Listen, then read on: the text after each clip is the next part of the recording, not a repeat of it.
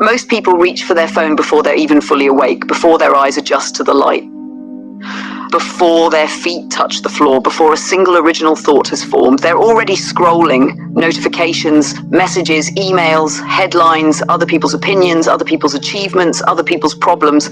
Without realizing it, they've handed their mind over to the world before the day has even begun. And here's the frightening part. Most people do this every single morning. For years, I did too.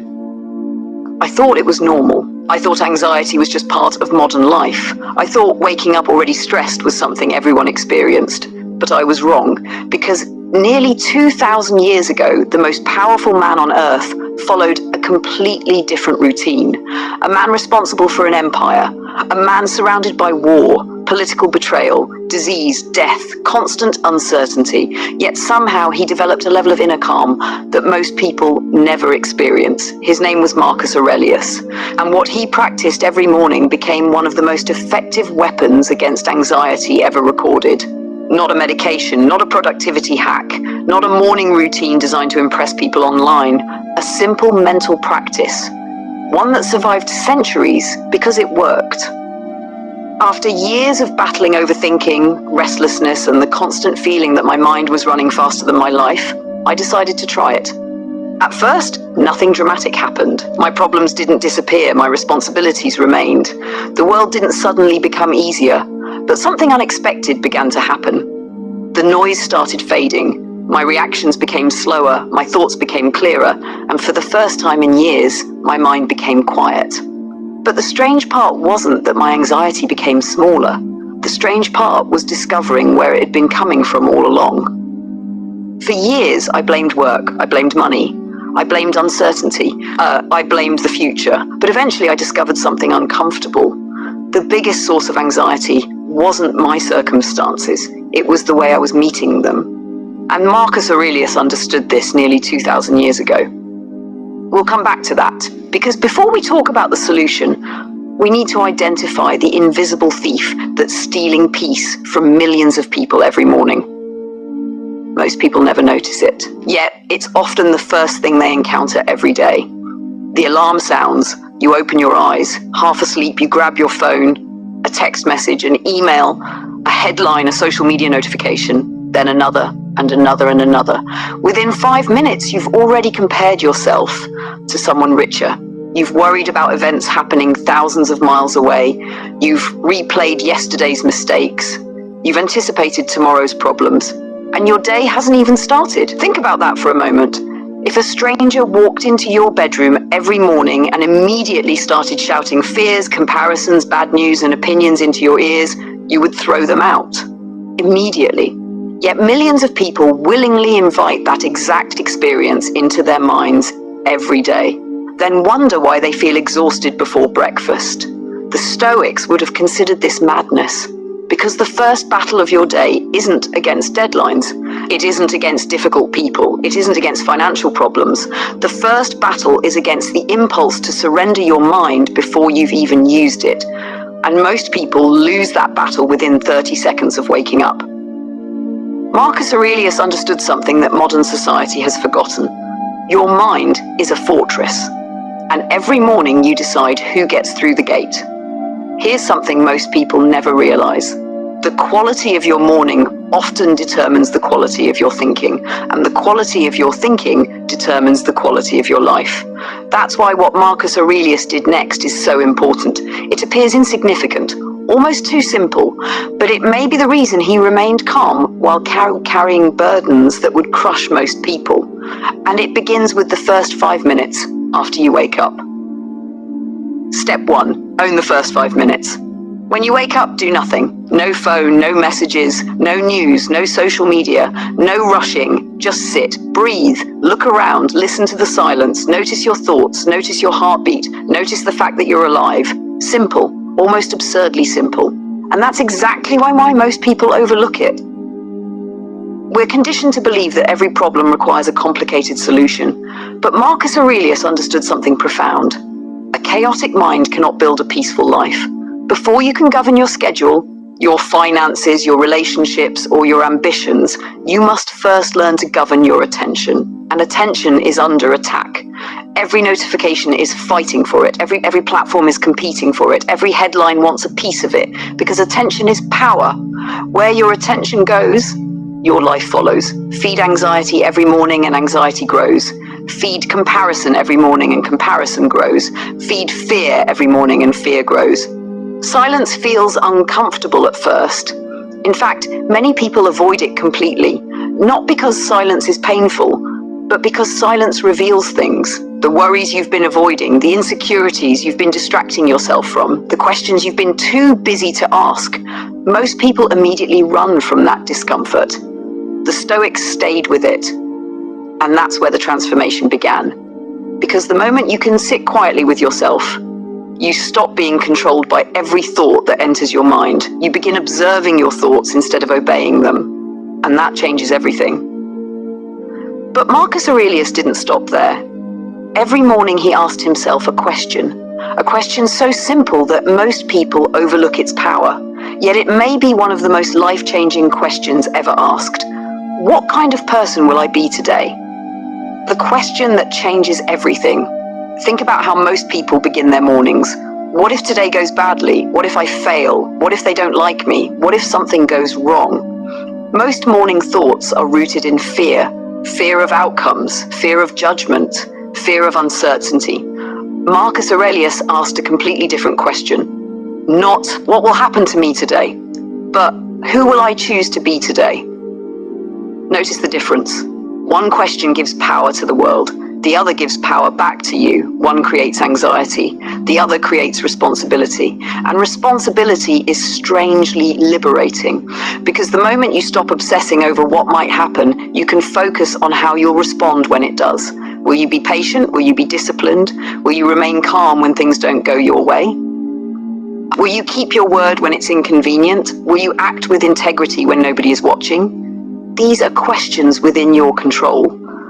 And anxiety begins to weaken when your attention shifts toward things you can actually influence. Imagine two people facing the exact same day, the same challenges, the same setbacks, the same difficult conversations, the same uncertainty. One wakes up wondering whether life will be kind to them. The other wakes up deciding what kind of person they will be, regardless of what happens. Which person do you think will experience more peace? This simple shift may seem small, but over time, it changes how you experience reality itself, and it prepares you for the next Stoic practice. A practice that sounds negative at first. In fact, when I first heard it, I thought it would make anxiety worse. Instead, it became one of the most powerful tools I've ever used. Step 2. Expect reality. Most people wake up expecting a smooth day. They expect people to be reasonable, traffic to cooperate, plans to work perfectly, technology to behave, life to unfold according to schedule. And when reality inevitably refuses to cooperate, frustration arrives, then stress, then anxiety. The Stoics approached life differently. Marcus Aurelius would often remind himself that he might encounter rude people, selfish people, dishonest people, arrogant people. Unexpected problems, unexpected delays, unexpected disappointments. At first glance, that sounds pessimistic, but it isn't. It's preparation. There is a massive difference. Pessimism expects bad things and becomes hopeless. Stoicism expects challenges and becomes resilient. One weakens you, the other strengthens you. Think about a storm. If a storm appears out of nowhere, it catches you off guard. Panic follows. But if meteorologists warn you days in advance, you prepare. You secure what matters. You adapt. You remain calmer because the storm no longer surprises you. Life works the same way. The setback hurts less when you know setbacks are part of life. The criticism hurts less when you know criticism is unavoidable. The disappointment hurts less when you stop expecting perfection. A storm you see coming is far less destructive than one that catches you by surprise. And here's something fascinating. The people who suffer most aren't always those facing the hardest circumstances. Often, they're the people fighting reality itself, demanding that life be easier than it is, demanding that people behave differently than they do, demanding that uncertainty disappear. And that's where I discovered the real source of my anxiety, not during a crisis, not after reading another self-help book, not after some dramatic life event, just during an ordinary morning. A realization so simple that I almost ignored it. Yet it changed everything. I finally saw that my anxiety wasn't coming from reality. It was coming from my resistance to reality. I wasn't stressed because problems existed. I was stressed because I believed they shouldn't exist. I wasn't anxious because life was difficult. I was anxious because I expected life to be easier. I wasn't suffering from uncertainty. I was suffering from my refusal to accept uncertainty. That realization hit me harder than any motivational quote ever could. Because suddenly I understood something the Stoics had been teaching for centuries. Difficulties aren't interruptions to life. They are life. Obstacles aren't signs that something has gone wrong. They're signs that you're participating in the human experience. The moment you truly understand this, something shifts. You stop asking, why is this happening to me? And start asking, how will I respond to this? And that question changes everything, because it leads directly to the most important Stoic principle of all, the principle that separates peace from chaos, freedom from frustration, clarity from anxiety, the principle of control. Step 3, know what's yours. The Stoics believe that nearly every emotional struggle can be traced back to one mistake, trying to control what was never ours to control. And once I understood this, I began noticing it everywhere. People lose sleep over opinions they can't control. They stress over outcomes they can't guarantee. They replay conversations they can't change. They worry about futures that haven't happened. And in doing so, they surrender the only thing they actually possess, the present moment. Every morning, Marcus Aurelius would remind himself of a simple truth. Some things are within my control. Most things are not. At first, that sounds obvious. But if it's so obvious, why do so many people spend their lives fighting reality? Why do we become angry when people don't behave the way we want? Why do we become anxious when the future refuses to reveal itself? Why do we become exhausted trying to manage things that were never ours to manage? Because somewhere along the way, we begin treating uncertainty like a problem to solve, when in reality, uncertainty is simply part of being alive. Try something. For the next few moments, think about whatever is currently causing you stress. Maybe it's money, maybe it's your career, maybe it's a relationship, maybe it's a goal that feels far away. Now ask yourself, how much of this is actually within my control? Not the outcome, not the result, not what other people choose to do, just your part, your effort, your attitude, your choices, your actions, your character. That's it. And strangely enough, when you narrow your focus to that small circle of control, you begin feeling stronger, not weaker.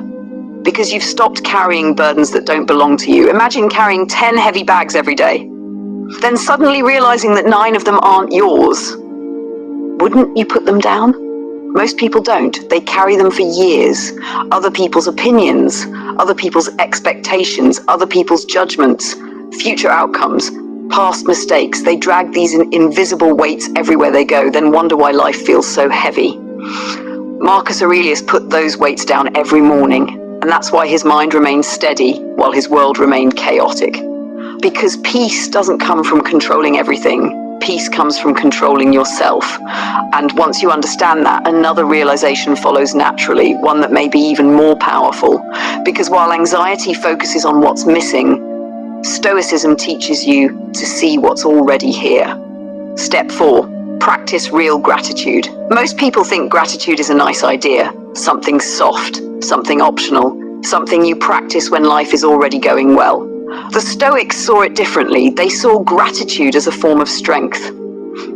Because anxiety constantly points your attention toward what you lack. The promotion you haven't received, the money you haven't earned, the opportunities you haven't found, the success you haven't achieved, the future you haven't reached.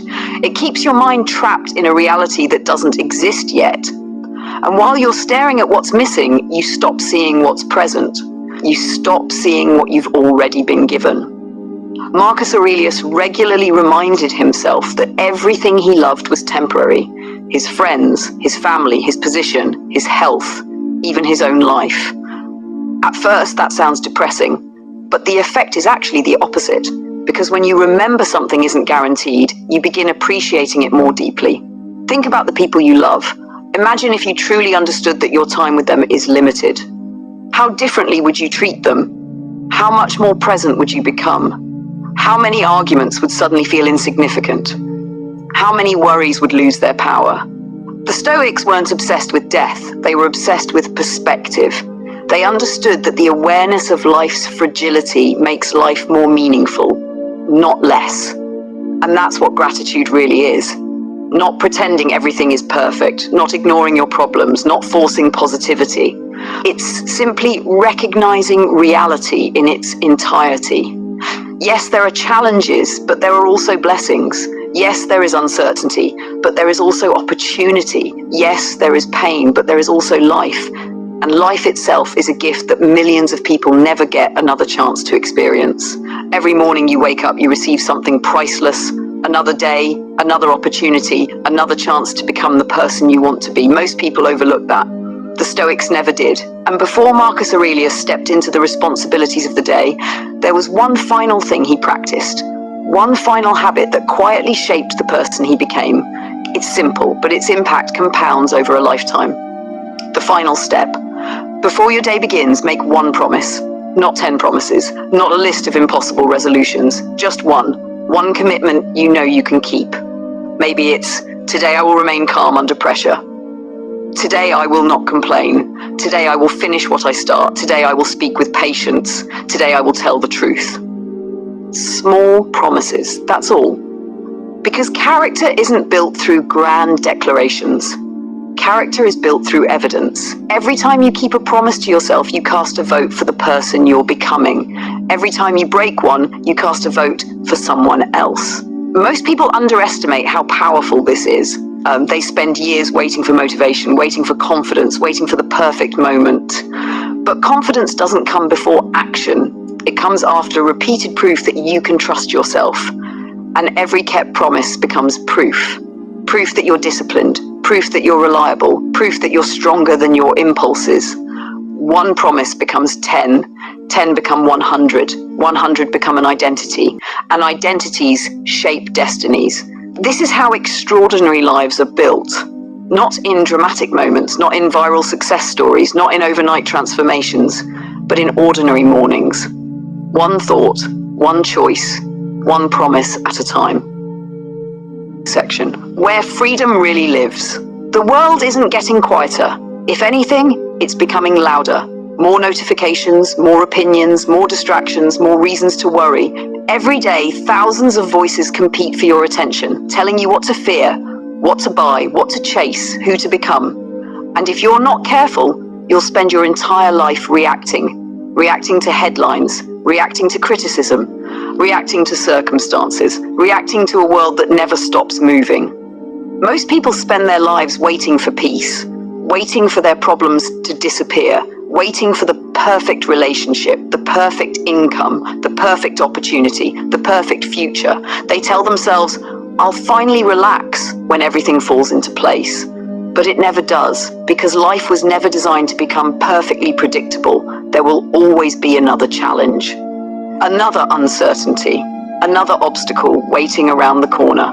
Marcus Aurelius understood this better than most. He ruled during wars, he witnessed suffering, he faced betrayal, he carried responsibilities that would overwhelm most people alive today.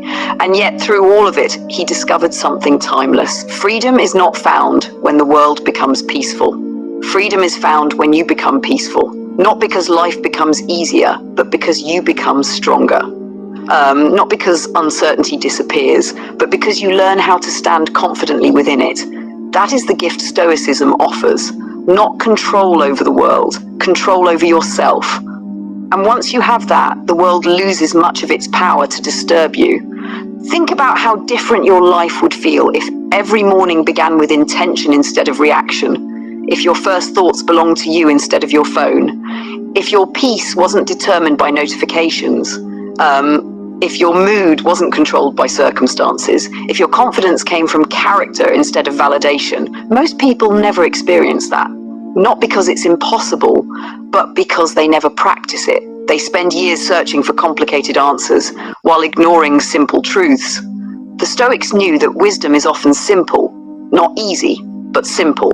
And tomorrow morning, you'll have a chance to test that for yourself before the notifications arrive, before the messages appear, Before the news starts shouting, before the world demands your attention, sit quietly for just a few moments. Notice your breath, notice the silence, notice the fact that you're alive. Then ask yourself a question that an emperor asked nearly 2,000 years ago, a question that remains just as powerful today as it was then. What kind of person will I be today? Not what will happen, not what others will think, not whether the day will be easy, just who you will choose to be. Patient or impatient, disciplined or distracted, courageous or fearful, calm or reactive.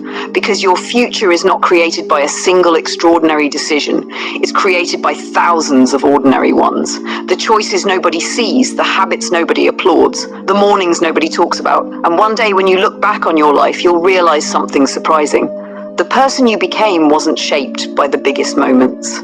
It was shaped by the smallest, the quiet mornings, the private battles, the promises you kept, the thoughts you chose, the attention you protected, one morning at a time, one choice at a time, one day at a time. So tomorrow, before you reach for your phone, pause and remember, your mind is a fortress. Your attention is valuable, your character is your responsibility, and the way you begin your morning may quietly shape the rest of your life. The world can wait a few minutes. Your peace cannot.